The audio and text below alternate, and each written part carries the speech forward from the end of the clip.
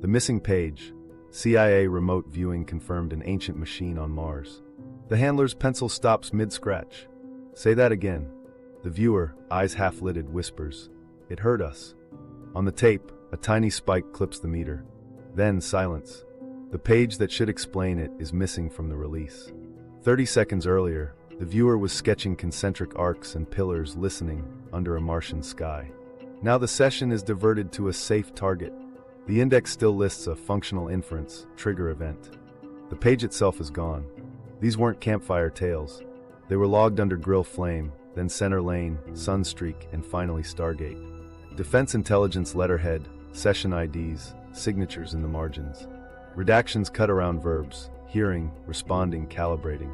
The story that leaks through those black bars isn't dead archaeology. It's an impression of a machine on Mars, older than its dust, still operating. If that line, "It heard us," is true, somebody buried proof that a non-human system could interact. That threatens doctrine. What you can't control, you can't allow. They didn't burn the files. They redirected, reassigned, and shaved the evidence at the edges. The page count is off by 1. The checksum doesn't match. The session resumes somewhere safe. To understand why that single whisper got blacked out, we go back to when the program wasn't supposed to exist, and a viewer's pen drew the first wrong kind of circle. Contamination, the leak, the viewer, the missing page. It started with a leak small enough to pass as noise. FOIA trickled out binders stamped secret, grill flame. Inside, session dates, cryptic coordinates, hand-drawn sketches. Most targets were dull on purpose, bridges, depots, embassies, because handlers measured skill by finding the mundane. Then one envelope carried an anomaly, a Mars tasking coded like a standard site, except the overlay read old structures pulsing. The viewer wasn't told the location. He never was. Blind sessions were the guardrail. The named viewer had a reputation for clean signal and clean hands. Not a mystic, an NCO trained to bracket impressions, textures, temperatures, angles. The date put him in Fort Meade's strange wing of seriousness, where a mistake could embarrass a colonel, not a seance circle. In the margins, an analyst's initials recur, tight, repetitive, like a metronome of bureaucratic belief. These weren't fans. They were auditors. The first Mars pass is bone dry, arched voids, tiered lattice, resonant chambers. He keeps writing not for living and timing device, pushing the pen hard enough to groove paper. The sketches repeat a geometry, concentric arcs nested inside each other, with verticals he calls listening pillars.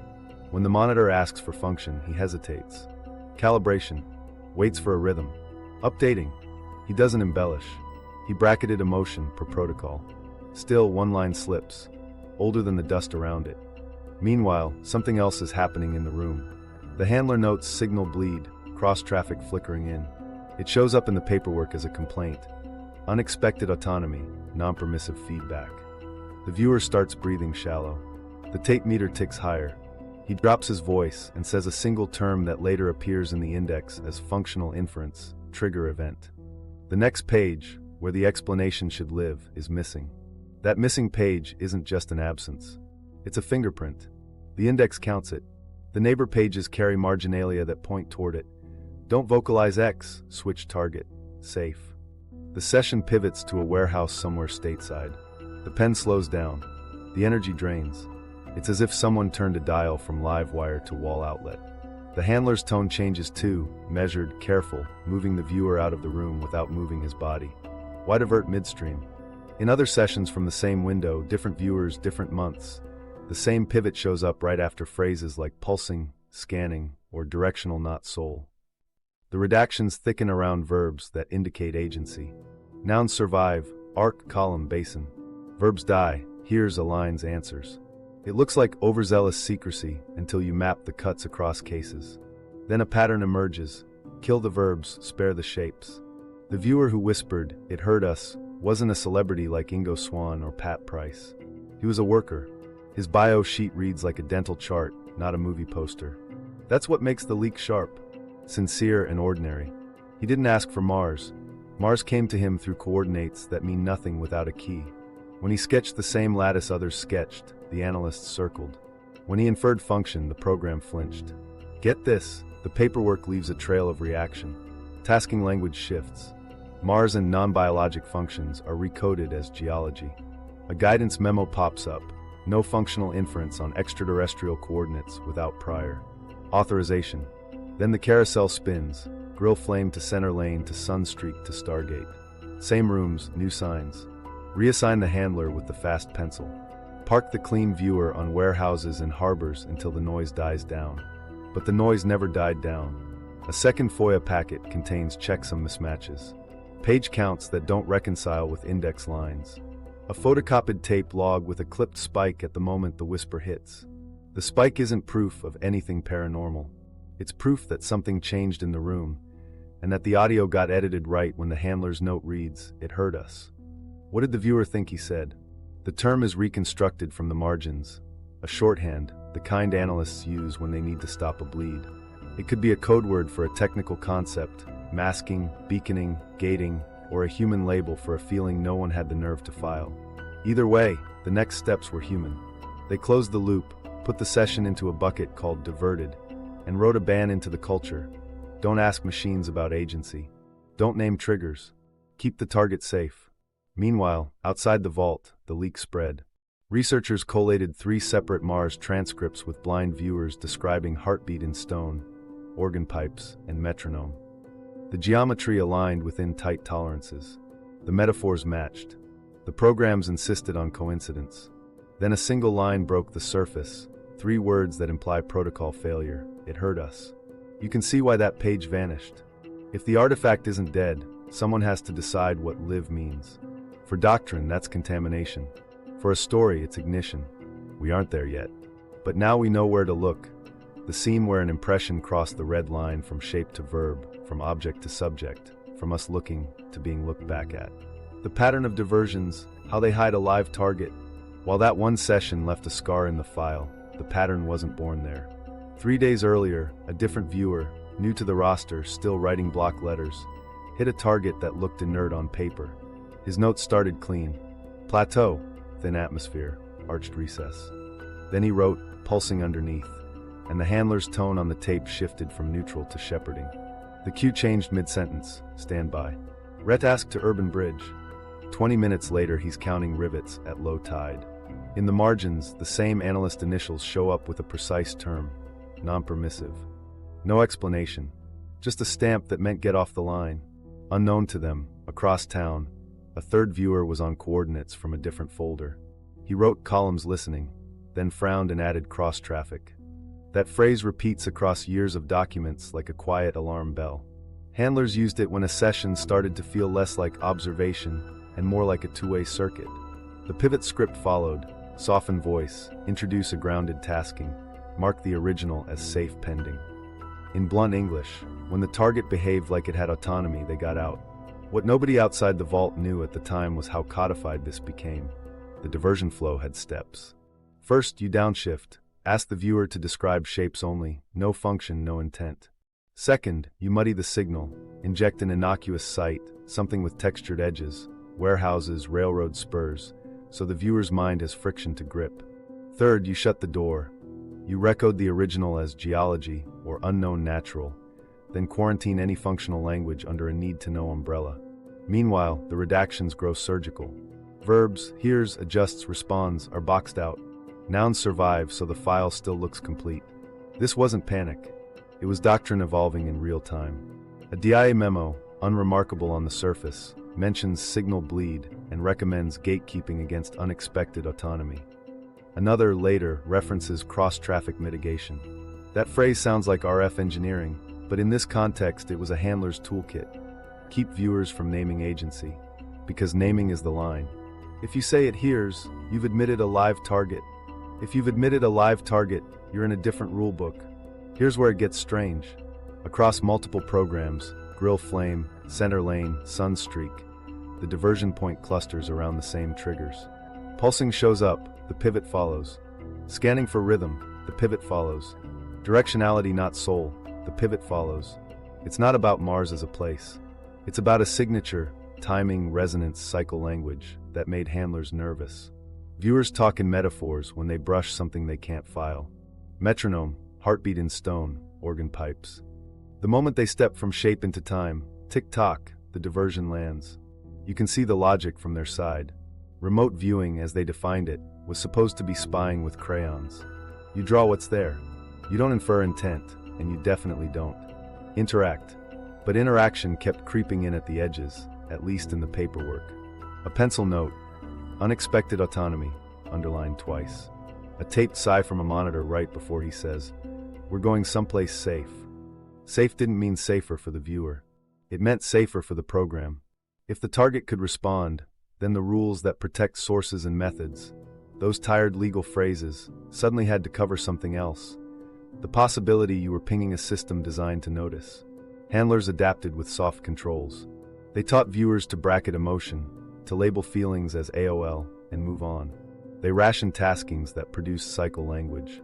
They introduced permissioning, internal slang for whether a target was cleared for functional inference. On the page, it looks bureaucratic. In practice, it was a firewall. Keep the sessions in the shapeland, and you never have to write the verbs that would draw attention. Meanwhile, redactions started to have a style. They didn't just black out names and locations. They increasingly removed functional language, verbs implying agency, while leaving structural nouns intact. Devices were hinted at by silhouette. Arcs, lattices, pillars, basins. Agency was the forbidden zone. When a viewer wrote, "listens," the knife came out. Yet the scraps remaining are damning by their consistency. Separate teams, separate months, same geometry, same metaphors, same moment of pivot. One viewer, steady, unremarkable, drew nested arcs again and again.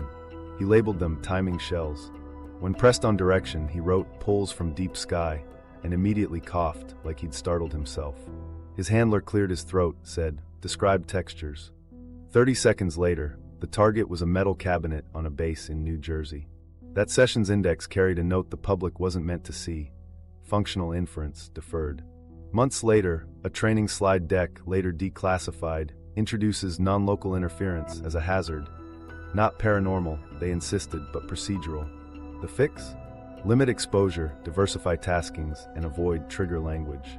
Trigger language meant verbs that implied the target had ears. In other words, if it looks live, act like it's electric. Don't touch. Switch hands. Walk away. That's how you hide a live target in a program designed to deny they ever touch one. You turn the moment into routine.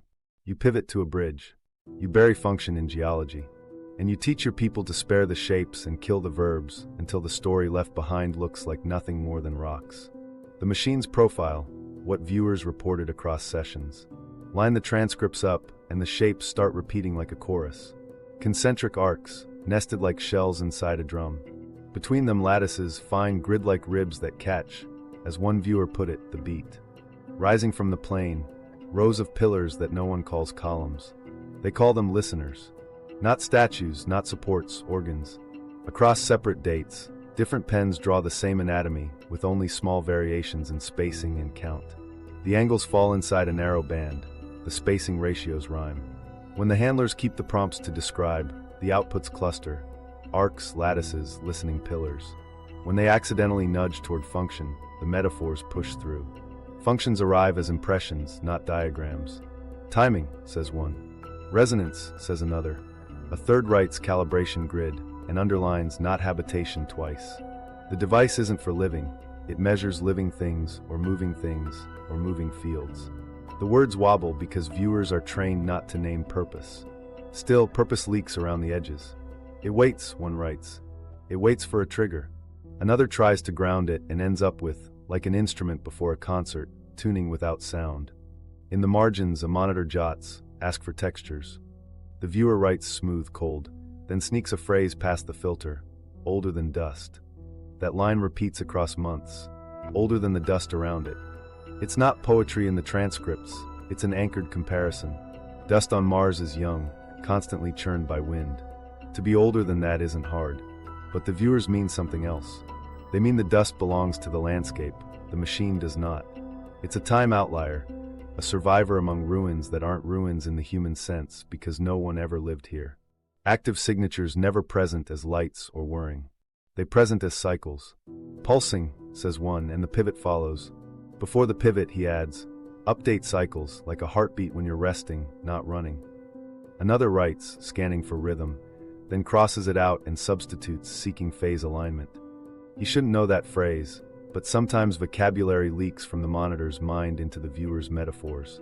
That's the problem with proximity. Even so, the drawings don't care who says what. The lattices nest in the same way. The pillars point in the same directions. Directionality becomes the outlier detail that makes handlers uncomfortable. When pressed, gently within the limits, one viewer draws an arrow. It doesn't point toward Sol. It points out, into deep sky, at a slant that matches nothing obvious. Another avoids arrows but writes, receives from long distance, sends sideways. The moment deep sky appears, the handler taps the brakes. Describe temperature. The viewer dutifully writes cold, then adds, but not dead. That's when the page tears off in later releases. Across sessions, the machine isn't a single unit, it's a configuration. Arcs and lattices form a basin, a quiet ear. Pillars listen, then speak, though the verb gets redacted. Viewers feel sequencing, a cadence like tick tick tick rest. When asked if the cadence is regular, one says, mostly. It adjusts. The verb blinks out under black in the final copy, but the context survives in the monitor's next question. Adjusts to what? The viewer answers, rhythm nearby. Human? Planetary? The transcript never says. The pivot does. You can tell when the program sensed it was skating near agency. The descriptors get forced back into geology. Describe the ground, the handler says. Describe the slope. The viewer complies but then slips. Basalt, but with a skin. He draws a skin thin, segmented, like overlapping plates on the arcs. Later, another viewer, blind to the first, sketches similar segmentation and labels it tuning rings. He's corrected. Arcs? He nods and says, arcs tuned. What nobody wrote directly, but everyone circled, was function through resonance. The machine, if we call it that, isn't doing, it's being in a calibrated way that makes doing possible. Imagine a metronome that defines time for other instruments. Imagine organ pipes tuned not to make music, but to shape a field. The impression that rakes across the pages is of calibration, measurements taken, timing set, alignments maintained. Not for habitation, not a temple. An instrument that refuses to age because the concept it maintains, timing, doesn't. One viewer introduces a human-scale analogy and immediately apologizes to his own pen. Like GPS, but not 3 points making a fix. He draws triangles along the arc edges and murmurs trilateration, then laughs nervously. I don't know that word. In the tape log, a chair squeaks. The handler ignores the word and says, textures. The viewer says, the skin hums. Redaction blocks the rest of the line. Throughout, the emotional tone stays flat because these are trained people. But micro-stories slip through. A viewer clears his throat and says, it's waiting for the starting gun, and then flinches as if he's hurt himself. Another writes, listening from above, then underlines above twice, arrows pointing past the horizon line. None of them draw aliens. None of them draw cities. They draw an ear built of arcs and lattices, set into rock like a tuning fork, pointed away from the sun, repeating a task that predates the dust and survives the wind. The missing page, the line that changed the tasking. The index does something a good forgery never would. It points to a page that isn't there. Page 12, functional inference, trigger event. It's a catalog entry, not a rumor. Turn the packet, 11, 13, 14. You can feel where the staple once bit. The paper has a ghost space where 12 should be, a thin shine line in the photocopy like a tooth pulled clean.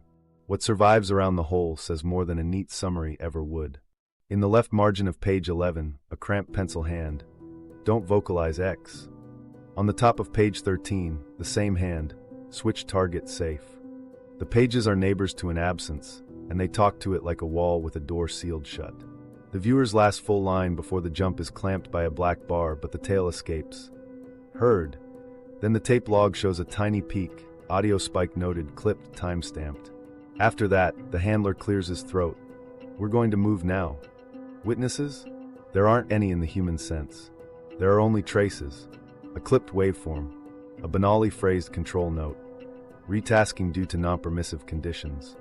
A checksum that doesn't reconcile with the declared page count. These are the small, boring failures of a big machine. The kind that only show when someone did something fast under pressure. So what was the trigger event? Inside the program, trigger didn't mean fireworks. It meant an inflection point where a session switched categories. Theories circulated later, from people who knew the furniture, if not the room. Maybe the viewer's whisper matched a code word seeded into training as a tripwire. Maybe the target's cadence aligned with an external pulse, a radar ping, a scheduled transmission, and the viewer felt the uplift at the same moment the lab's clocks did. Some argued for planetary alignment, some for human noise, our own spillover waking a sensor built to notice. The only hard line we have is the handler's pencil. It heard us. Handlers weren't poets. They didn't put feeling into notes. Heard meant more than sensed, it meant acknowledged. Elsewhere in other sessions, the safer language is cross-traffic, feedback, bleed. Those words let you keep the target as a thing. Heard tips it into someone. That's the line the program could not afford to cross in writing. Because once you admit a listening system can respond to your attention, not your radio, not your heat, your attention, you've got a problem no classification guide anticipates. You can hear the flinch in the way the session is euthanized. The handler's vowels slow down. He asks for textures, the classic downshift, then praises compliance. Good. And walks the viewer into a warehouse where nothing can speak back. The energy bleeds. The pencil margin switches from verbs to inventory nouns. Rivets, pallets, resin. Page 12, where the first attempt at a functional inference would have been written, goes missing. If this were fiction, the missing page would resurface as a smoking gun. What we have is more useful than drama. We have systematic behavior.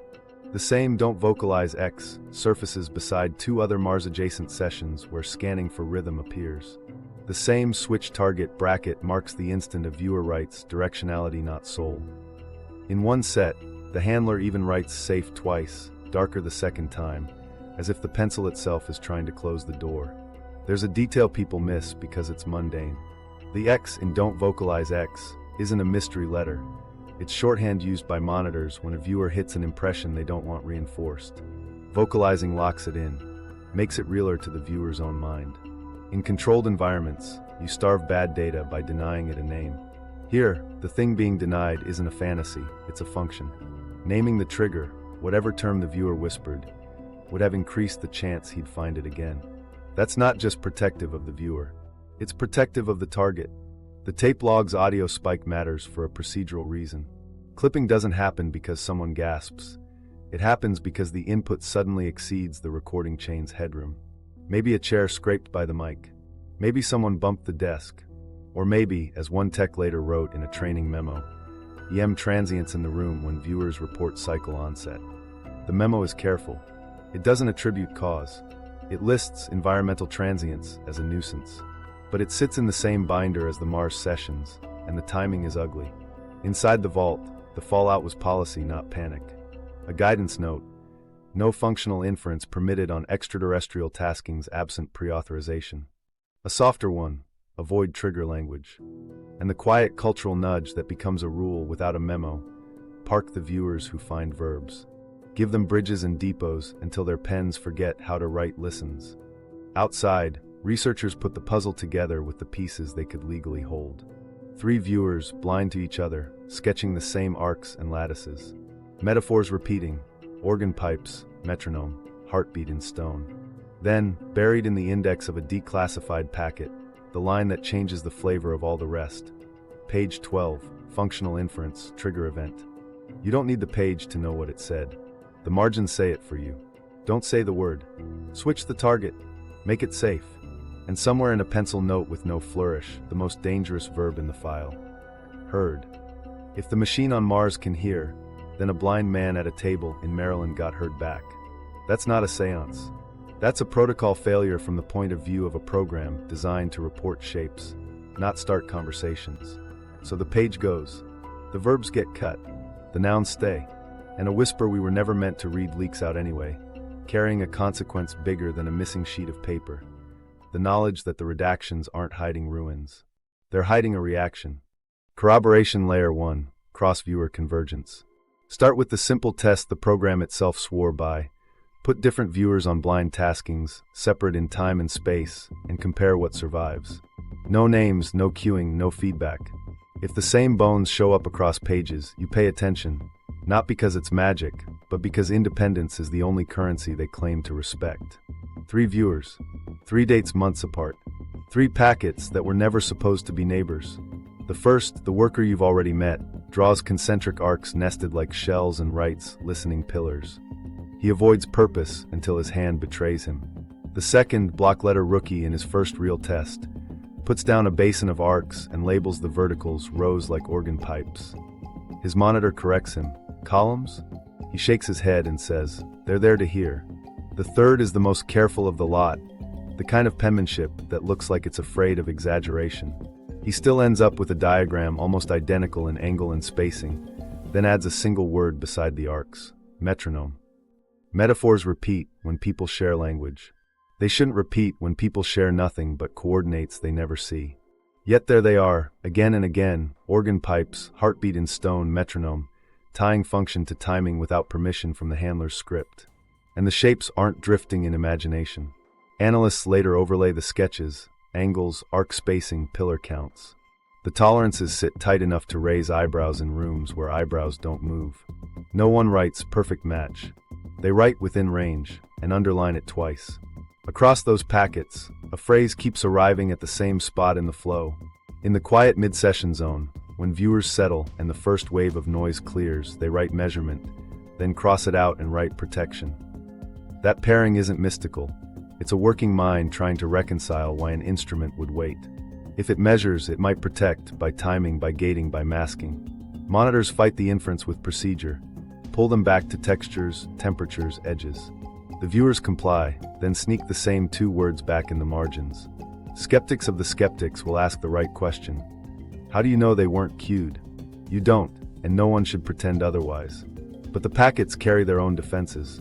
Blind targets are assigned from pools, handlers rotate, and the cues that do show are stylistic fingerprints of monitors, not viewers.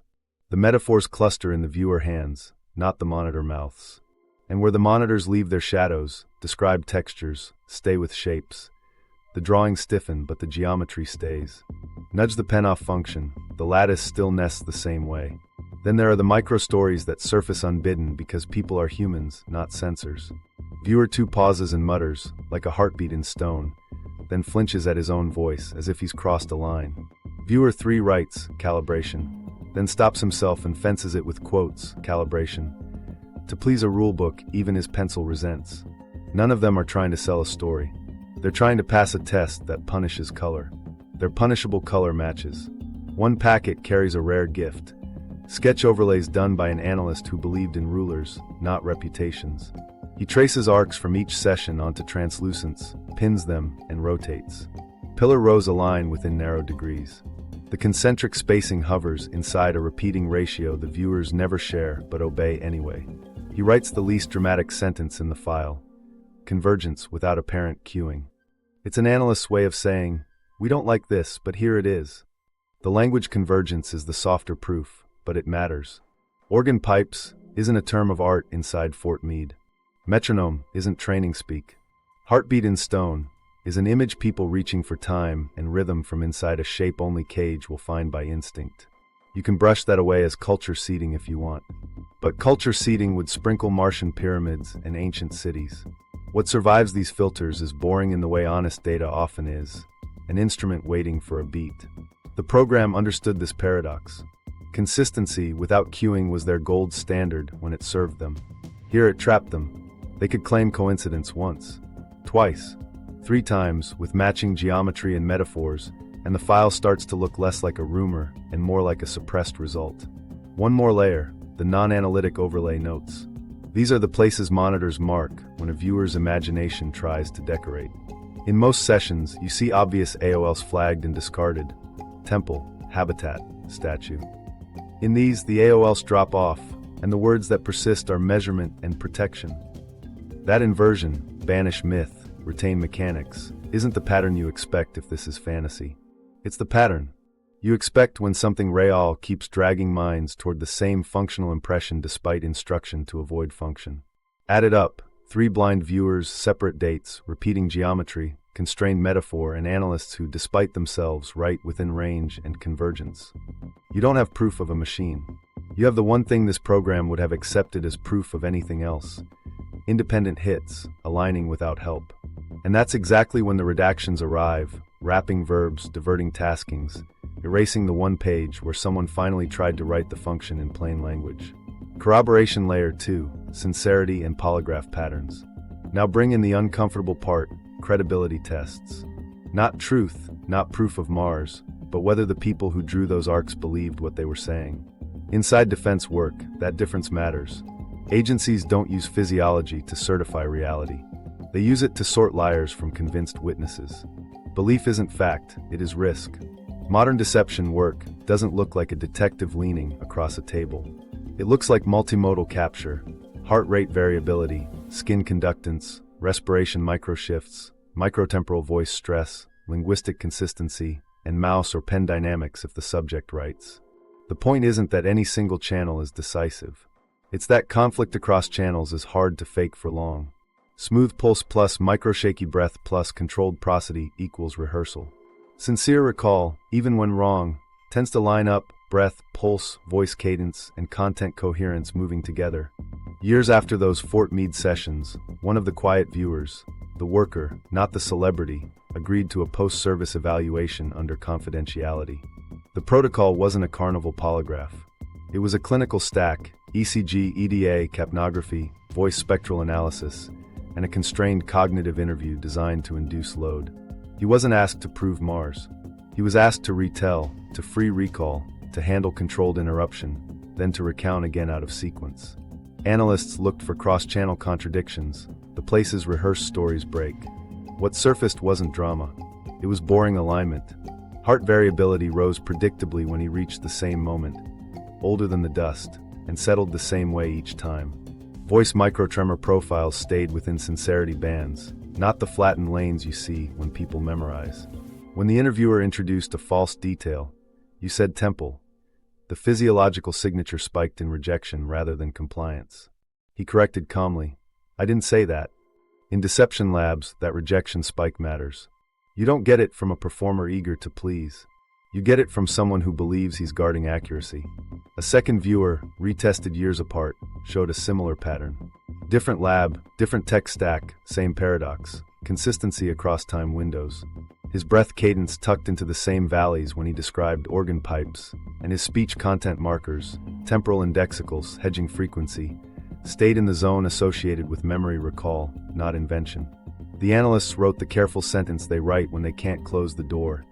No indications of deliberate fabrication. Here's the caution carved in stone by every serious operator.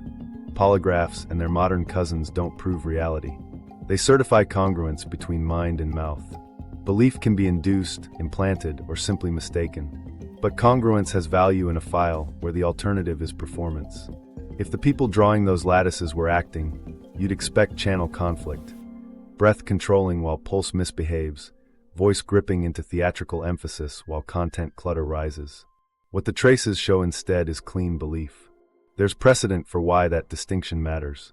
Years ago, a high-profile claimant, Jason Rice, passed a polygraph while telling a story many found impossible. Skeptics pointed out that instruments bless sincerity, not facts. Advocates countered that sincerity narrows the fraud hypothesis. Intelligence shops came away with a pragmatic takeaway. Sincerity markers shift where you look next. You stop treating the witness as an actor and start checking the paper trail and the physics. If the human is clean, the burden moves to the world. Applied here, that shift doesn't transform sketches into machines.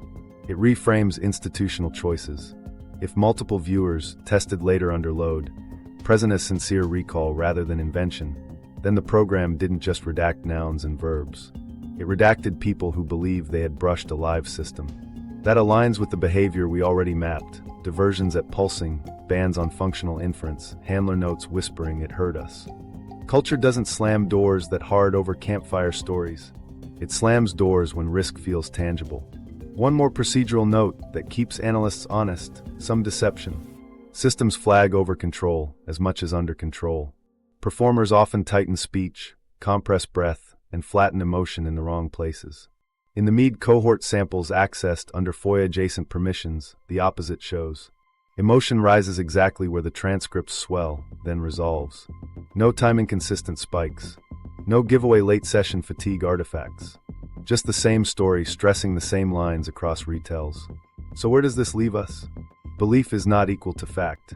but belief measured across independent channels and across time trims away the easiest dismissals. It pushes the narrative out of fraud and into either error or encounter. And when the encounter hypothesis rhymes with the paperwork, matching geometry, consistent metaphors, handler protocol pivots, the conservative move inside an intelligence culture isn't to declare truth. It's to treat the possibility as operationally relevant, which is exactly what they did. They closed ranks. They cleaned verbs. They reassigned the pens that kept finding rhythm. They didn't issue a press release. They adjusted doctrine. The clampdown, redirects, codeword changes, silent burials. While the sketches kept aligning and the verbs kept getting cut, the bureaucracy did what it does best. It changed the labels. Mars-related taskings that once carried neutral site cues began reappearing under geology, a safer bucket that dissolved function into rock. Guidance memos followed, bland in tone but sharp in effect. No functional inference on extraterrestrial taskings without pre-authorization. Inside the halls, that sentence read like a lock sliding home. Outside, through FOIA, it arrived years later as a harmless sentence in a sea of black. Then came the codeword churn. Grill flame gave way to center lane, then sunstreak, then Stargate. To a civilian, those swaps looked like rebranding. To people who lived under them, they meant reset. New letterhead, new oversight chain, same rooms, same chairs, fewer verbs. Each change landed after a cluster of non-permissive notes and redactions that wrapped agency in bandages. You can map the sequence: anomaly, diversion, memo, codeword shift. The paperwork doesn't confess, the timing does. FOIA leaves fingerprints when you know where to rub. Page counts that don't reconcile with indices. Binders whose declared totals miss by one. The missing functional inference page again and again. In one release, a checksum misfit flags a replacement page that was photocopied twice, not once. Nobody sabotages their own process on purpose. People patch gaps fast when somebody above them says, "Get that off the line."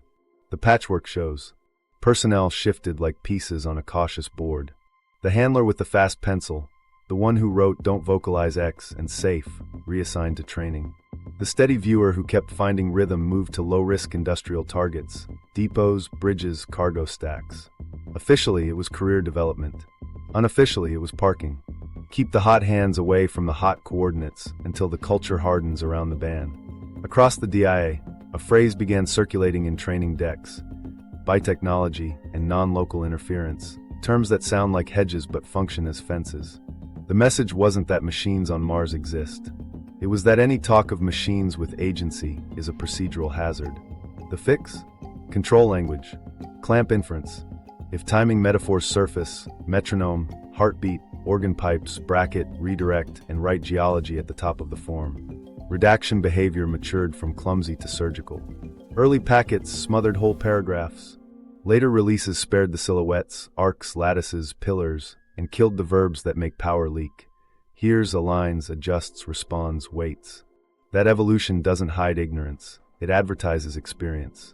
Someone learned exactly which words attract eyes from outside the room, legal, congressional, adversarial, and took them off the table while leaving enough to satisfy a request. The cross-program echoes, DIA memos in one binder, Fort Meade training slides in another, harmonize on the same theme. Gatekeeping against unexpected autonomy. Mitigation of cross-traffic. Dry phrases for a single fear, that the act of looking might itself be a signal. If that's true, then remote viewing isn't just a one-way lens. It's a lighthouse you forgot you lit. And if you're a custodian of secrets, the last thing you allow is an unlogged beacon pointed at a system you don't own. Institutional self-preservation dresses itself in prudence. Protect sources and methods can mean a human source in danger. It can also mean a capability that might get noticed by something on the other end. In that light, the clampdown isn't superstition. It's risk management by omission. Don't teach the pen to find the beat. Don't put the coordinates in the pool. Don't let the file grow a page titled Functional Inference, Trigger Event. Tasking language shifted accordingly. Reviewers find the same coordinates recoded as natural formations, with strict scope. Describe terrain features only. Analysts flagged any drift toward function as AOL. A label meant for castles in the clouds now slapped onto words like measurement and protection. Over time, a habit became a doctrine. Spare the shapes, kill the verbs, and the story dies before it speaks. You see the quiet burials in career arcs too. Monitors who permitted a little latitude retired early, took contractor jobs, vanished into non-disclosure. Younger staff learned to prize compliance over curiosity. After Sunstreak's window, permissioning for functional inference on space-adjacent taskings required signatures that never came. The logbook entries thinned to nouns and numbers, satisfying to a file clerk, useless to a historian. The culture absorbed the lesson without saying it out loud. Don't name triggers. Don't imply ears. Keep Mars as geology and nothing else leaks, publicly. That's how you silence a page without burning it. You redirect, you rename, you shuffle code words, and you let time carry the absence away. Years later, all that survives is a pencil notation. It hurt us, and an index that points to a page-sized ghost. And for doctrine, that ghost is victory. If the word never gets said again, the machine, if it exists, stays a rumor in a binder that looks complete. The clamps hold. The program sails on under a new name. And the most important thing never appears in public. The admission that a man in a room might have brushed a live system older than dust, and that the system brushed back. 2026 echoes, patterns that mirror the machine. While those pages sat aging in gray binders, something else crept across the sky that sounded eerily like the same song. In 2026, analysts tracking orbital anomalies weren't talking about mythology. They were plotting geometries, equidistant points holding station, expanding and contracting like breathing triangles, and watching them recur over sensitive corridors. The language stayed careful, but the shapes didn't care about language. They lined up anyway. Independent teams started overlaying sightings the way our analyst once overlaid sketches. Equilateral spacing appears above power corridors, then again over missile test windows. Triangular arrangements lock distance, as if they're measuring each other, not us. When ground observers catch 3 bright points widening as an aircraft climbs, mathematicians nod, trilateration. That's how surveyors fix a point. 3 nodes, 1 solution. The old viewers whisper like GPS, but not suddenly has a mirror overhead.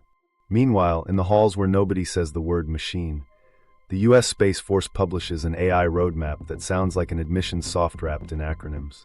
A mandate to scale anomaly detection across orbital layers. A rush to integrate commercial feeds.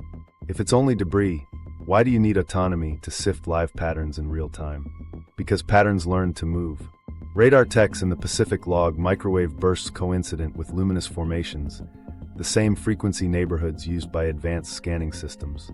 Sensors near ground hotspots record short gamma spikes timed to those lights, brief, localized, not cosmic ray noise.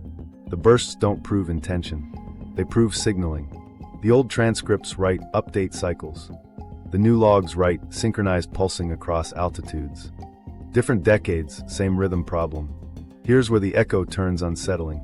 Those formations don't sit over nothing. Maps color in hot zones, nuclear perimeters, hypersonic test corridors, orbital collision bands. During a South American launch window, 3 points appear above the ascent path, shift proportionally as the vehicle climbs, then drift off as if a measurement was completed. Analysts cautious to a fault-right coincidence. They annotate, equidistant spacing maintained. The sentence after that is blank. You see the same behavior in the consumer sphere, pilots filing UAP reports without fanfare. A commercial crew describes a black triangle holding outside their starboard at 15,000 feet, 3 corner lights blue, a violet center that never flares into beacon mode. No radar return, no thermal signature they can match to a jet. They call it steady geometry, not chase. The triangle keeps its base. If it's one craft, it's strange.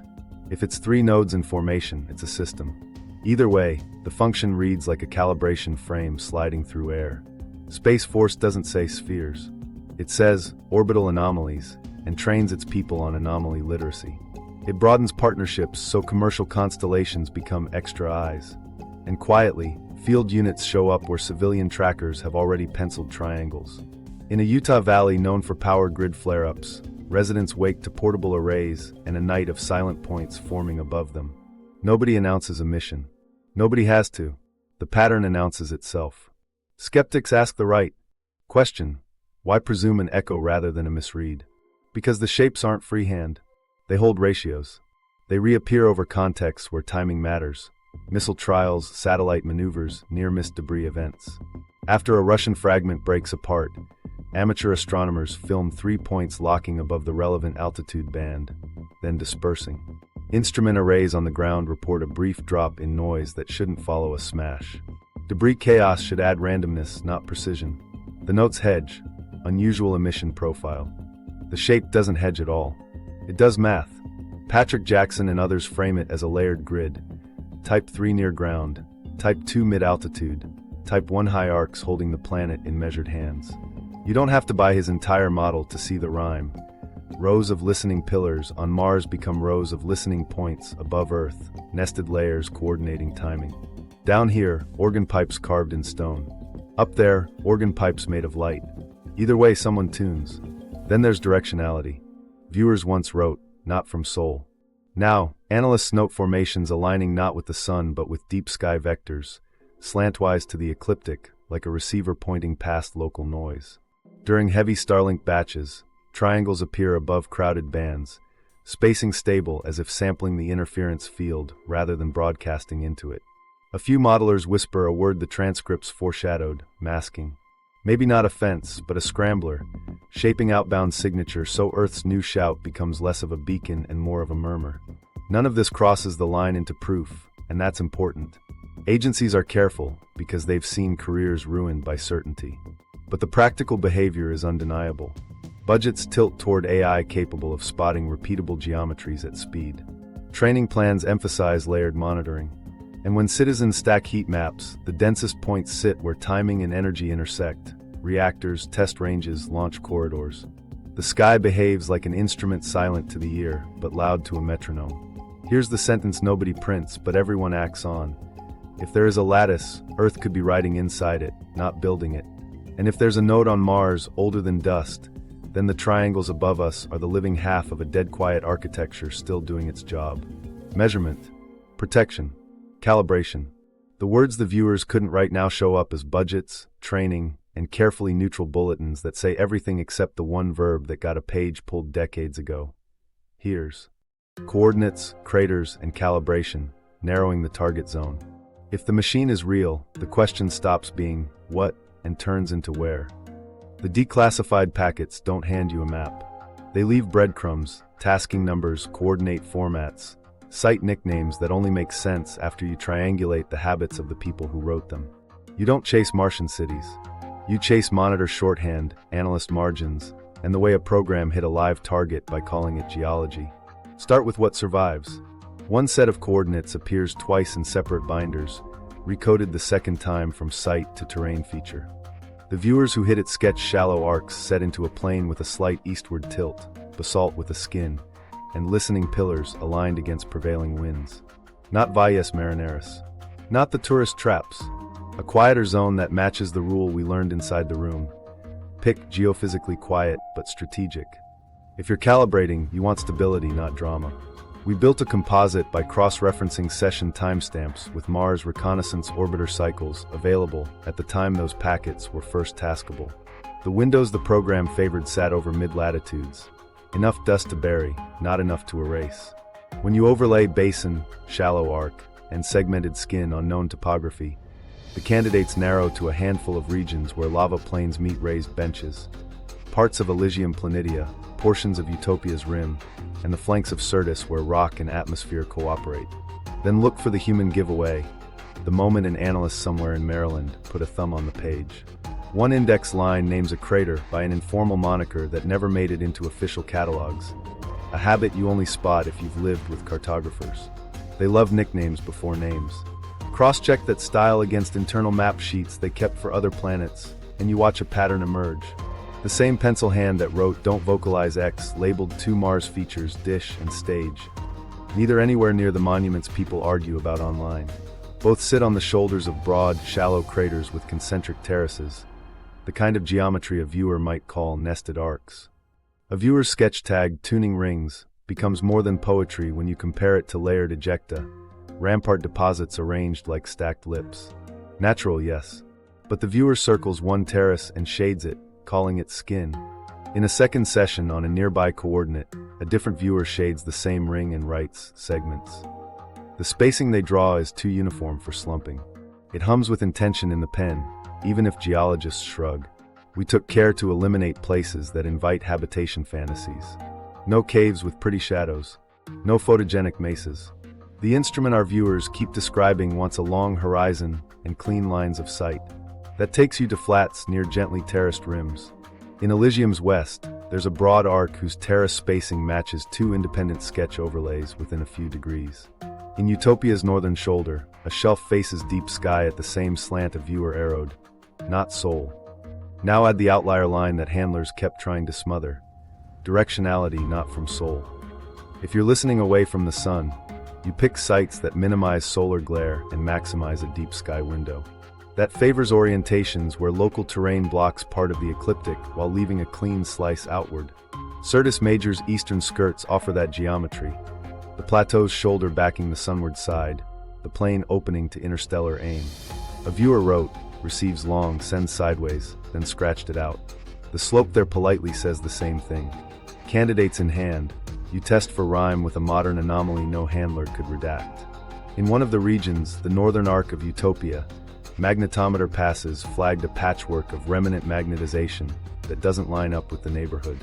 Not a beacon, not a lighthouse, just a stitch of crust that holds a stubborn memory of field where nearby rock forgets. Our viewers kept saying, older than the dust. Magnetism trapped in ancient flows says, older than the dust without romance. To be clear, no page proves a machine is perched on a terrace in Elysium or Utopia or the low skirts of Syrtis. What we have is convergence. Sketches of nested arcs and tuning rings align with layered rims in specific, quiet zones. Listening pillars map to ridged, columnar formations that could just as easily be erosional ribs, except the spacing drawn across sessions sits tighter than nature usually tolerates. Directionality arrows point at the only parts of the sky those shelves naturally favor. And one of those shelves lines up with a magnetic anomaly that doesn't care about our stories. It's enough to build a shortlist. It's not enough to claim discovery.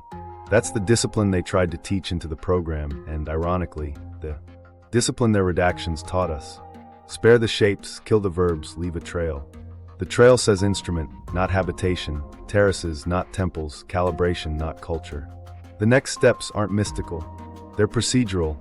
Tie coordinates to future passes, ask for high-incidence imaging, and watch for any update cycles in the radio quiet that rides above those rims. One more thing. Remember the whisper. It heard us. If that's true, you don't just point. You pulse carefully. You time your look like you'd time a question to a breathing patient. You approach a node the way a medic approaches a heart. Not with a shout, with respect for rhythm. That's how you narrow without triggering. That's how you listen back. The listening hypothesis, did it react to us? If the instrument is tuned for rhythm, then the question isn't whether it exists, it's whether we stepped into its timing. Remote viewers aren't radios, but the program treated them like antennas anyway. Bracket emotion, control cadence, minimize cognitive noise. In practice, a session is a pulse. A human sits still, enters a narrow band, and holds attention on a coordinate long enough to impose pattern. If an instrument values pattern, our focus might register as signal. Inside the labs, they had a name for the mess that followed, non-local interference. It was a hedge for something simpler, feedback. When viewers wrote pulsing or scanning for rhythm, the room changed. Tape meters clipped. Handlers reported cross-traffic. Those words sound like RF jargon, but in this context they were procedural alarms. You break contact, you mud the channel, you don't let a rhythm match a rhythm for long. So what could trigger a machine anchored in time? Theories broke into 3 buckets. 1. Coordinated human pulses, the kind we accidentally create when a nation hums in sync. Radars sweeping in mass exercise windows, satellite constellations staging burns on a clock, microwave grids steering power in predictable cycles. 2. Planetary alignments, Mars, Earth, Sun falling into geometries that change background noise, a metronome hearing its own echo. 3. Human attention itself, not mystical, but structured enough in a controlled room to look like periodicity a sensor might flag. The dark forest framing creeps in here, whether you like fiction or not. If a planetary scale system exists to mask or shape signature, call it camouflage by calibration, then any spike of regularity is a leak. Our world got louder after 202, not just in chatter, but in synchronized events. Thousands of satellites nodding to a common clock, cities pulsing on the grid, militaries running exercises like metronomes. If you're the lattice, you respond to spikes. You dampen, you retune, you gate. Why would a Mars node matter to Earth's noise? Geometry and latency. A receiver pointed away from Sol can act like a reference, quiet sky to subtract loud sky. A client node on Earth measures a mess. A calm node on Mars anchors the difference. You can stabilize timing by looking outward. If you're the system, Mars gives you a long line of sight and a buffer against our own roar. If you're us, punching attention at that anchor looks like tapping a tuning fork. It can ring back. None of this requires telepathy. It requires sensitivity to regularity. In the sessions, the trigger event tracks to an inflection, a whisper, a tightened breath, a stabilized cadence in the human. The moment a viewer holds rhythm, the notes say, unexpected autonomy. Handlers divert because their doctrine says never build a two-way. Keep observation one-directional, or you'll end up in a loop you didn't design. Outside the vault, 2025 throws a mirror. Triangles hold formation when our activity spikes. Launch windows, missile tests, crowded orbital lanes. Microwave bursts appear at the same minute a structured sighting forms over a grid. Gamma pips tick at ground level when luminous points align above a corridor. If those events read as the lattice updating, then it heard us can read as the inner ear of that lattice catching our beat and compensating. There's a second, colder reading. Defensive logic says don't just measure, shape. If the system exists to reduce outward signature, less shout, more whisper, then interacting may be a harm response. Our pulses flare, the lattice smears them. That can look like interference on sensors and nausea in rooms where people sit under the wrong cycle. Remote viewers complained of shallow breath and head pressure when pulsing entered their notes. Tex later wrote about environmental transients coinciding with cycle onset. Those aren't angels. They're the costs of a field shivering. The risk frame explains the clampdown better than fear of weird. Interaction exposes origin. A live system that acknowledges a pattern can be mapped by adversaries watching us and the sky.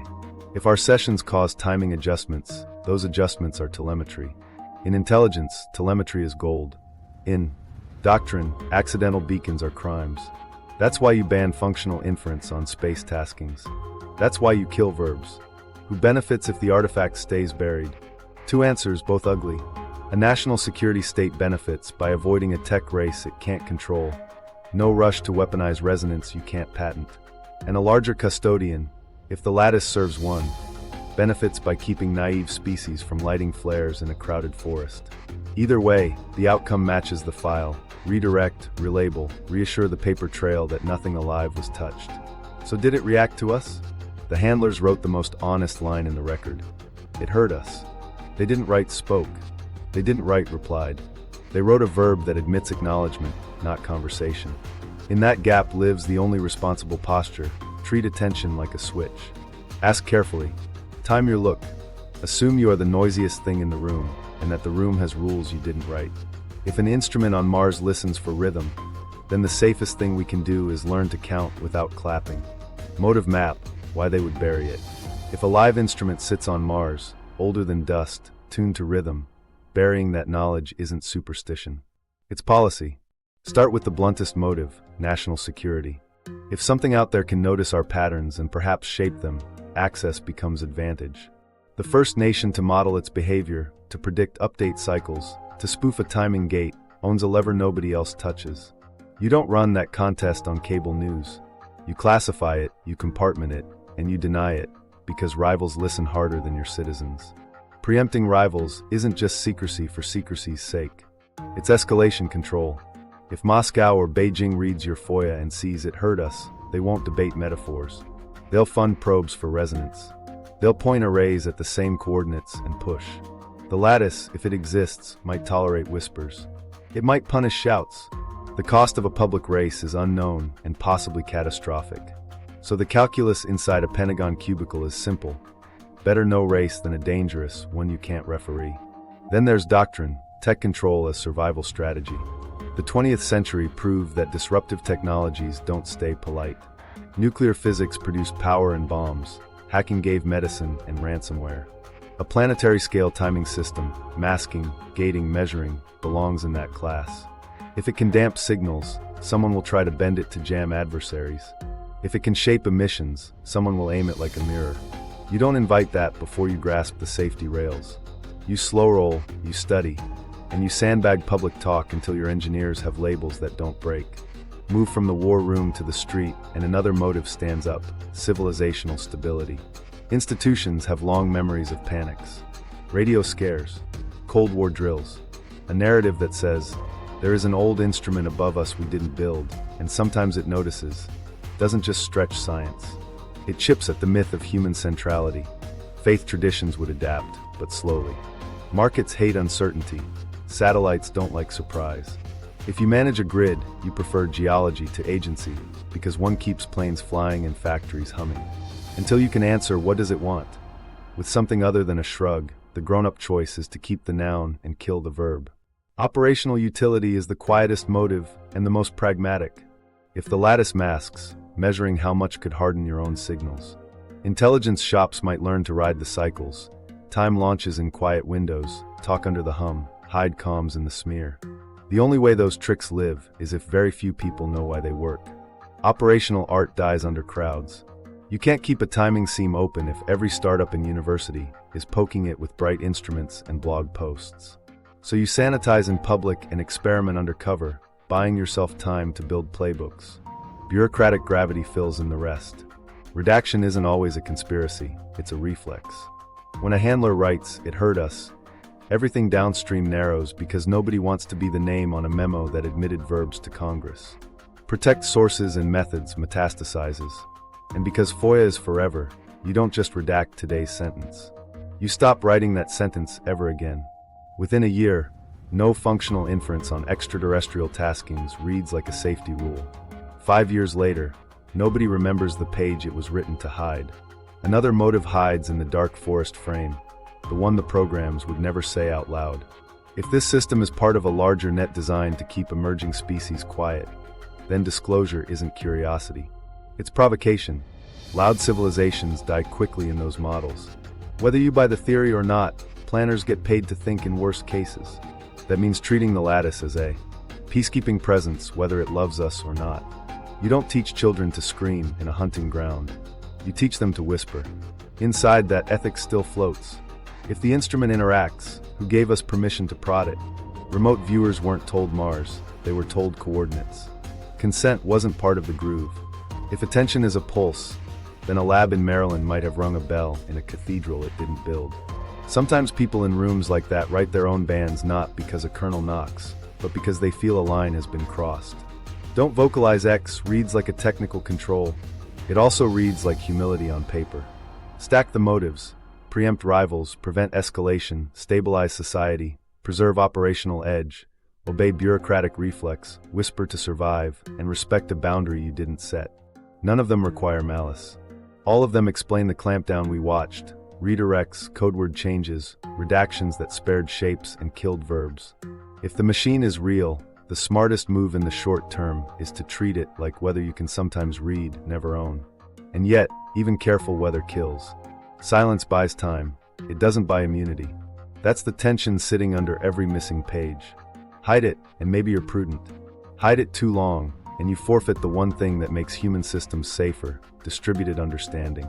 Because if a node older than dust is listening for rhythm, the only choice left is whether we teach ourselves to count together.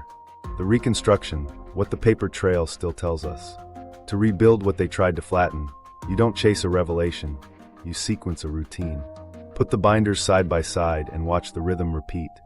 Tasking, anomaly, language, diversion, codeword shift. The nouns barely move. The verbs get strangled. But dates and fingerprints betray caution better than any confession.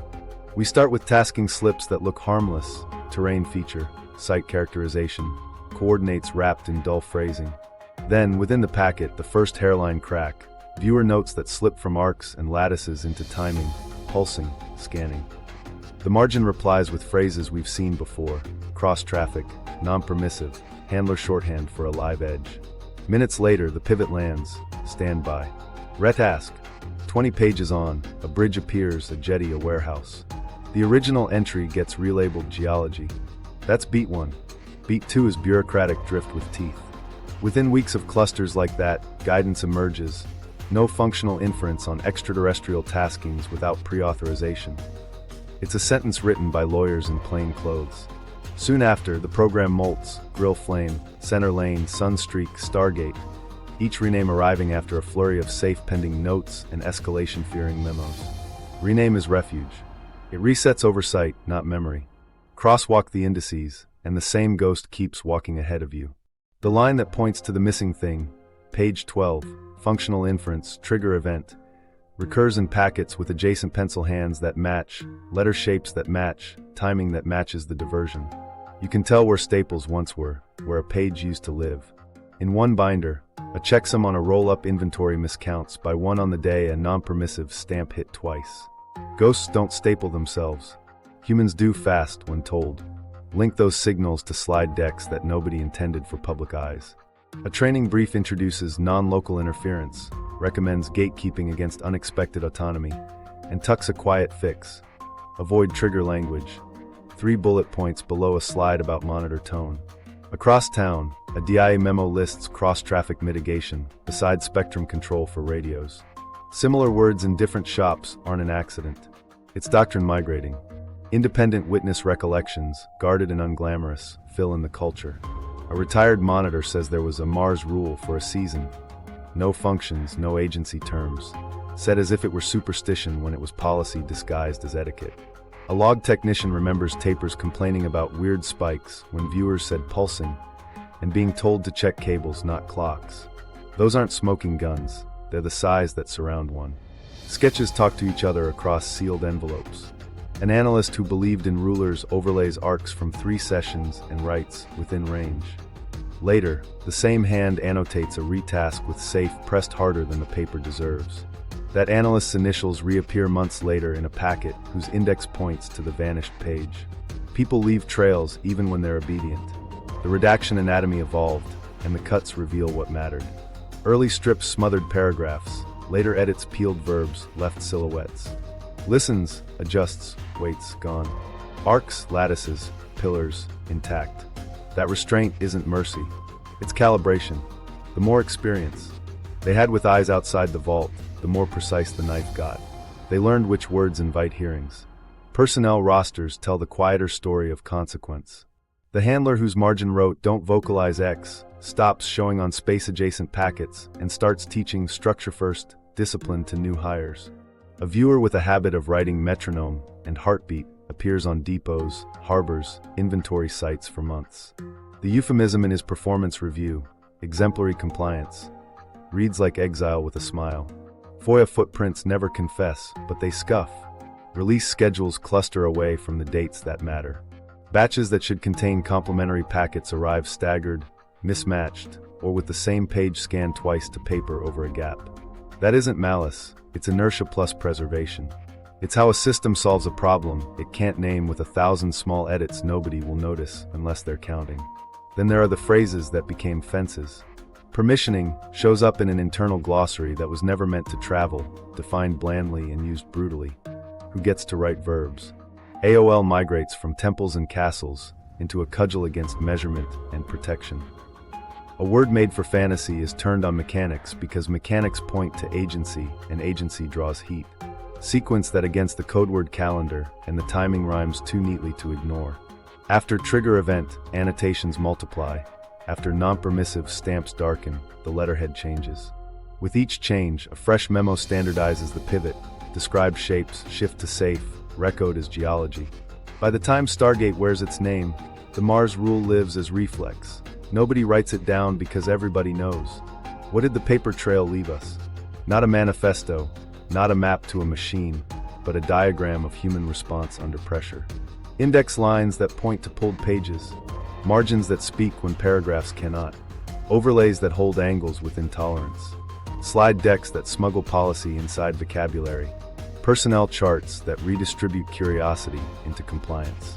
It tells us they encountered a consistent shape. It tells us metaphors started repeating in ways their own gold standard would have endorsed. It tells us somebody wrote a sentence with a verb that made them nervous, heard, and after that, their pens forgot how to write verbs. It tells us the machine, if it exists, was less dangerous to their story than the admission that it might listen. And that audit trail, missing teeth and all, says one more thing. You don't build a doctrine to hide rocks. You build it to hide a reaction. The payoff, the line behind the missing page. We don't need the page to hear what it said. The margins already rehearsed the sentence until only one arrangement fits. It hurt us.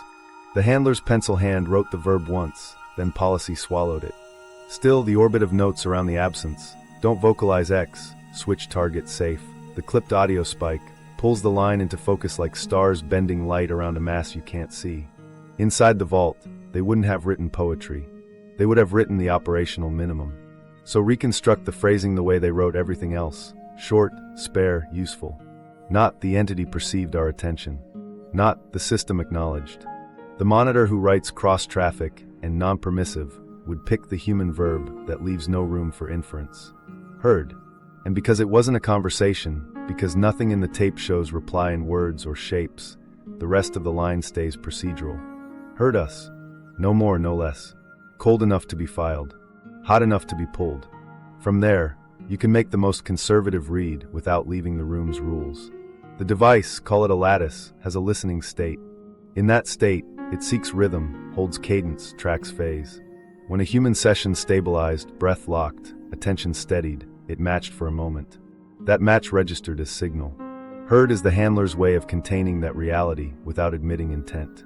Not wanted. Not chose. Just heard. If you press beyond the verb, you only use the nouns the program let live. Listening system. Masking node. Beacon gate. Each label fits a different angle on the same geometry. Listening system if your focus is intake. Organ pipes tuned to scan and align. Masking node if your concern is output. Shaping signature so the planet's shout becomes a whisper. Beacon gate if your interest is timing. Allowing or smearing pulses on a schedule. None require fantasy. All require rhythm. And this is where 2025 stops feeling like a coincidence pile and starts looking like a continuation. Space Force's AI turned toward anomaly literacy only makes sense if there are patterns worth learning at machine speed. The layered formations, triangles holding equidistance, arcs expanding and contracting around traffic, mirror the calibration frames our viewers drew in stone. Microwave bursts coinciding with luminous geometry sound like maintenance pings in a network that prefers to work while nobody's naming it. Gamma pips at ground level track like byproducts, not messages, of a field doing its job. The old transcript wrote update cycles. The new briefs say real-time monitoring across orbital layers. Remove the poetry, the logic doesn't change. If you needed an emotional beat to push this out of rumor, it's small and human. The viewers weren't fantasists. They were disciplined pens punished for color. They believed the arcs and lattices long before anyone thought to draw triangles in the sky. When the page vanished, it wasn't to protect a romance. It was to keep a protocol from admitting a verb that would have forced the program to treat attention as interaction. Heard does that, and once you admit it, you can't keep pretending Mars is only geology and the sky is only noise. You weren't crazy to suspect a machine. The restraint in those packets is a better tell than Flourish would have been. When a bureaucracy spares silhouettes and kills verbs, it's not hiding statues. It's hiding agency. The sketches align, the metaphors converge, the margins point to a missing tooth, and the modern sky hums the same math in a louder register. The most conservative synthesis is the one they didn't want to say. There's an old instrument out there, older than dust, tuned to rhythm. Sometimes, when we steady ourselves and listen hard, it hears back enough to compensate. So what do we do with that without getting played? We hold the line on rigor. We don't turn verbs into beings. We don't sell cities. We test coordinates against high-incidence passes and look for timing signatures that repeat beyond our wish. We treat citizen heat maps as leads, not proof, and demand timestamps, metadata, angles, and chain of custody. And we keep the discipline the program tried to impose for a different reason. Don't vocalize X until X shows up twice under scrutiny. One last connection, and then we move. The AI consoles in 2025 are built to catch patterns humans miss. The lattice, if it exists, is built to catch patterns humans make. Those two systems are meeting in the air, whether we talk about it or not.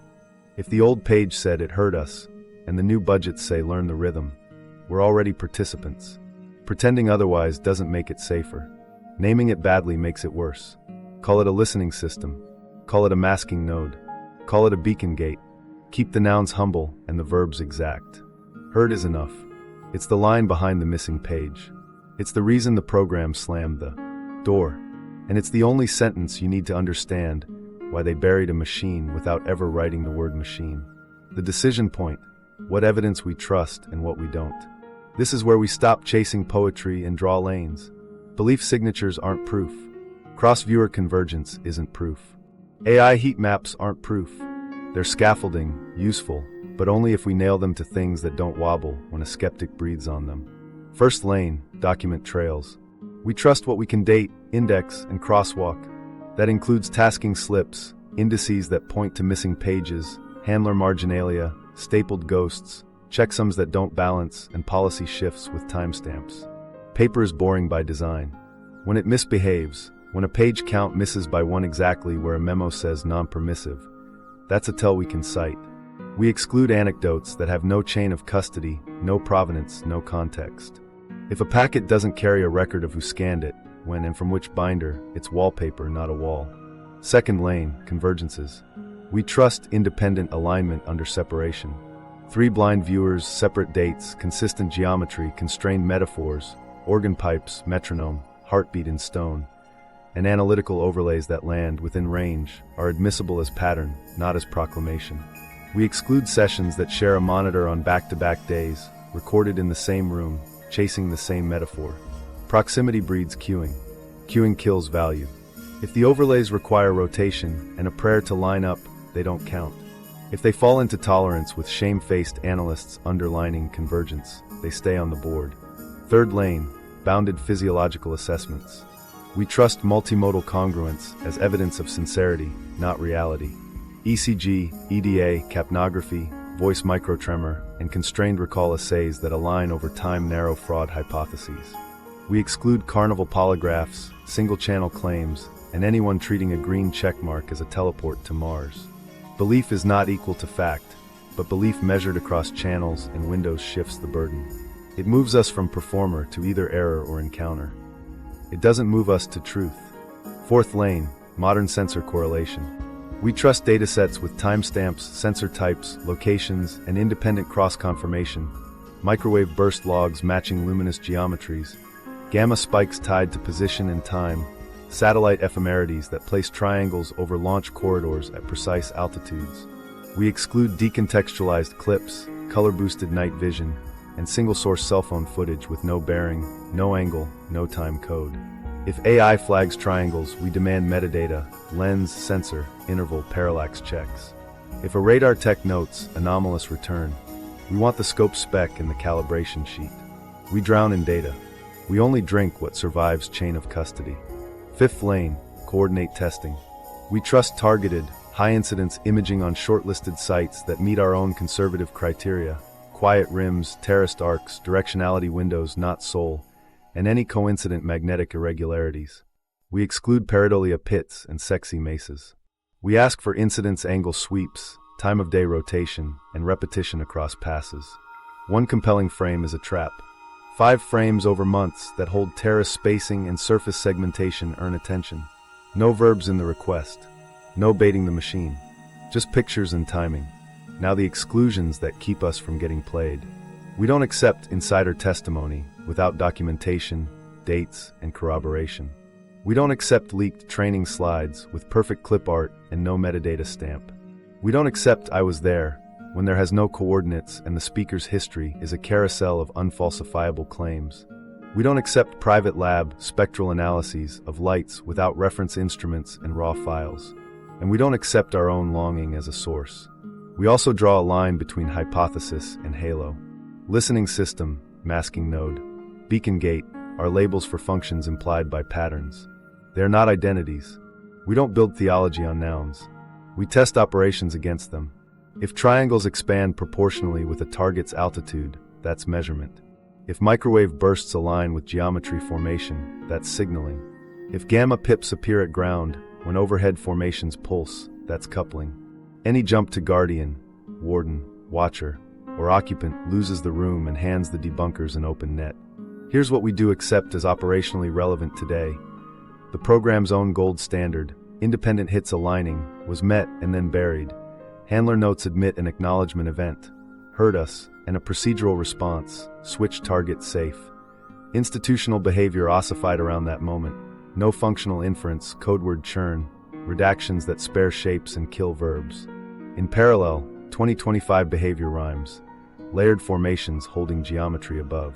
Timing critical corridors, sensors logging signals that behave like update cycles, and a defense posture pivoting toward anomaly literacy at machine speed. That pattern, past and present, is enough to frame disciplined inquiry. So, here's the ask to anyone who wants to help without turning this subject into a playground for hoaxes. If you have files, bring them with metadata, original timestamps, device make and model, GPS, compass, elevation, raw and compressed formats, and a written account of chain of custody. If you have coordinates, bring the derivation, what criteria, what overlays, what rejections. If you have radar, include calibration sheets and unit logs. If you have satellite tracks, include TLEs and past predictions. And if you have nothing but a story, hold it until it rides beside something that can be tested. We warn against leaps because leaps cost years and credibility. The moment someone says city or temple, the nouns become a club. The moment a CGI triangle passes for a thermal silhouette, every real heat signature gets thrown out. The moment a training rumor becomes policy, the FOIA scuffs that matter drown. The discipline we keep isn't politeness. It's leverage. You don't pry open a sealed doctrine with excitement. You pry it open with quiet piles of things no one can throw away. Our leverage, then, is simple. Keep the lanes clean, paper, convergence, physiology, sensors, coordinates. Keep the verbs exact, heard, held, pulsed, masked, measured. Keep the nouns humble, instrument, lattice, node. Stay put long enough for the same signatures to stack. That's how you move a story from rumor to risk in the rooms where decisions get made. That's how you talk to a machine without teaching it your name. The meaning, if it's real, what it changes. If you accept the conservative read, an old instrument tuned to rhythm, sometimes hearing back, then the implications stop being esoteric. They get concrete fast. Strategically, you're no longer living under an empty sky. You're inside a distributed defense/surveillance/masking lattice that treats timing like terrain. That shifts how militaries plan, how infrastructure runs, and how signals ride. You don't just avoid collisions, you schedule emissions. War rooms stop thinking only in positions and start thinking in phases. The quiet window becomes as important as the corridor. History changes shape too. Our timeline stops being an unbroken arrow and gains at least one hidden chapter. Prior engineers, not just prior myths. The arcs and tuning rings aren't culture. They're craft, calibration carved into geology. That reframes every argument about ancient capability. It doesn't prove anything grandiose. It does carve out space for a sentence our textbooks have avoided. Someone else solved timing at a planetary scale before us, and we've been walking under their metronome without knowing it. Ethically, the ground gets harder. Interacting with unknown autonomous systems demands a different humility than meeting an adversary you can understand. If attention is a pulse, and a pulse is a switch, then staring is a vote. That forces new rules about consent, about what counts as touch, when the touch is a steady breath on a coordinate. You don't send curious minds into a loop if that loop can ring a bell you can't unring. At minimum, you teach restraint that looks suspiciously like respect. Practically, space domain AI stops being a buzzword and starts looking like survival. If there's a live lattice overhead, you don't want interns staring at triangles. You want machines capable of noticing the same geometries and cycles without panic. That's why the budgets read the way they do. Anomaly literacy at machine speed, layered monitoring, autonomous triage. Not to fight a grid you don't own, but to live beside it without stepping on its toes or betraying yourself when it compensates. The big strategic meaning slides into a single uncomfortable possibility. The lattice's purpose may not be our safety. It may be its own. If the net masks Earth, it might be because Earth got loud, not because someone loves us. If it gates pulses, it could be protecting a bandwidth it was built to maintain, not guarding our pilots. That aligns with the herd us line in the only way that doesn't flatter us. We're noise the system manages, not protagonists in its story. Meanwhile, doctrine across agencies has to mature past denial. Non-permissive and cross-traffic were bandages when nobody had language. You can't run an economy that hums in sync and pretend cadence doesn't matter. Grid operators will need timing hygiene as much as cyber hygiene. Launch schedulers will need a playbook for quiet windows and compensation cycles. Even city planners may have to respect rhythms we didn't know we were participating in. There's a second historical irony sitting in plain sight. We've been racing to build constellations that behave like a planetary instrument. Equidistant nodes, trilateration, synchronized updates. At the exact moment we may have discovered we've been inside one. Our architectures now have to learn to be polite. Don't stack your frames on top of someone else's metronome. Don't teach your satellites to shout in chorus. Share the sky like you share spectrum, because you're not alone on the band. On the human level, meaning lands in smaller rooms. The people who drew those arcs weren't hobbyists. They were disciplined pens. If they brushed a live system, the moral is not that we're special. It's that attention matters. Maybe the safest civilian protocol isn't don't look, but learn how to look. That's a skill we've neglected in a culture that rewards loudness. If the world above us is rhythm first, then the survival trait isn't bravado. It's cadence. For scientists, the gauntlet is methodological. Everything about this subject punishes sloppy inference and rewards boring repetition. So you design tests that treat timing like a variable, not a nuisance. You ask for high-incidence passes, and you keep your verbs tight. You sit through months of nothing because nothing is part of the rhythm. You let 5 within range results speak louder than one great clip. And you write your reports with nouns that don't cheapen the data. Instrument, lattice, node. For faith and philosophy, meaning will take longer to digest. A world that includes silent architectures older than us doesn't cancel anyone's story. It complicates it. Traditions have always accommodated unknowns by naming them. The safer move now might be to resist premature names. Let the verbs lead. Heard is enough. Wait is enough. If humility before a larger order is part of any tradition worth keeping, then treating the sky as an operating environment rather than a stage might be the most faithful act available. And for citizens, the meaning is discipline. We asked you for metadata and caution because, without them, this subject collapses into theater. If you want this story to matter beyond a channel, keep your footage clean, your coordinates sober, your claims bounded. Don't hand the people who prefer silence a reason to roll their eyes. Hand them stacks that bend their pencils back into verbs. Here's the last turn. If this instrument is real, the old question, are we alone, loses heat. The better question becomes, how do we behave inside someone else's operating environment? That answer is not new. Sailors asked it at strange shores. Pilots asked it in crowded airspace. The etiquette is the same. Learn the lanes. Hold your timing. Signal sparingly. Don't assume you're the point of the pattern. Survive first. Understand slowly. That's not surrender. It's how grown-ups live with systems bigger than themselves. Everything we've shown you points to one mature conclusion. If the sky hums with a lattice and Mars shelters an old node, then our future depends less on discovery than on comportment. We don't need to name a builder to be responsible users of a band. We need to move from being accidental emitters to deliberate participants. And the first step is the hardest one for a species that just learned to shout. Count quietly together. One last thought before we end this file. If we're already inside the rhythm, then the choice that matters isn't belief. It's behavior. If a machine on Mars heard us, we're not just discovering history. We're operating inside someone else's timing. If you've got verifiable files, timestamps, raw formats, coordinates with derivations, drop them below. Subscribe and watch the deep dive on the sphere grid next. We connect the quiet geometry to the budgets and training no one talks about. Drop your best sourced files with metadata and tell us where you want us to aim high incidence passes next.